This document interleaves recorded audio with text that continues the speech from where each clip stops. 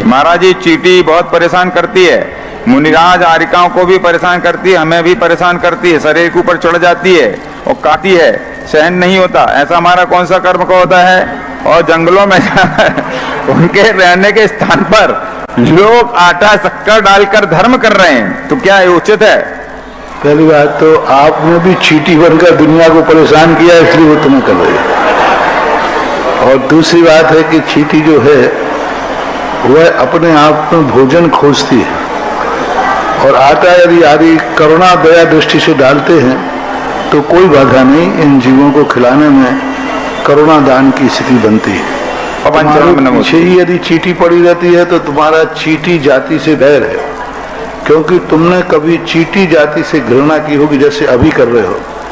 ये चींटियां बहुत परेशान करती हैं, ये मर जाती तो अच्छा था, इनको कैसे करें, ऐसा कभी तुमने परिणाम किया होगा।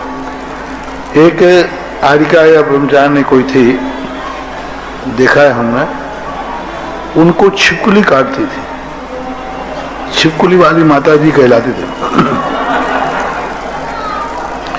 कहीं भी चली जाए, वो कितने विहार करें, महाराष्ट्र दक्षिण कहीं भी, उनको छिपकली का, वो सामायिक में बैठेंगे, कभी भी वो एकांत में हुई नहीं और छिपकली ने आके,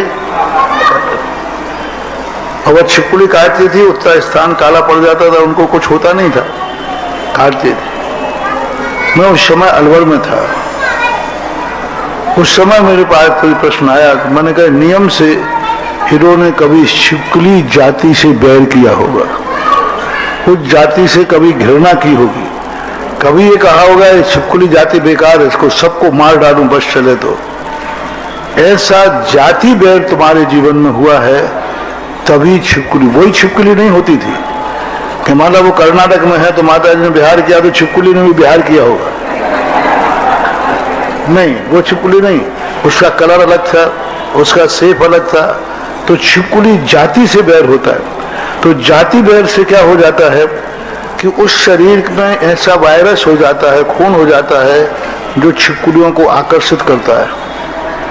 कभी कभी किसी बॉडी में ऐसा संस्कार आ जाता है जो छिपकलियों को आकर्षित करता है, तो वो संस्कार तुम्हें छिपकली जाति पाप कर्म के उदय से आया, जो छिपकली तुम्हारे शरीर की गंध लेकर के वो वहां काटने आती है। इसलिए चींटी जाति से तुम्हारा जाति बैर है। अब चींटियों के प्रति अच्छा भाव रखो, बहुत अच्छा भाव रखो, उनके प्रति करुणा भाव रखो, शायद तुम्हें चींटियों का बैर छूट जाए और चींटी काटना बंद कर दे।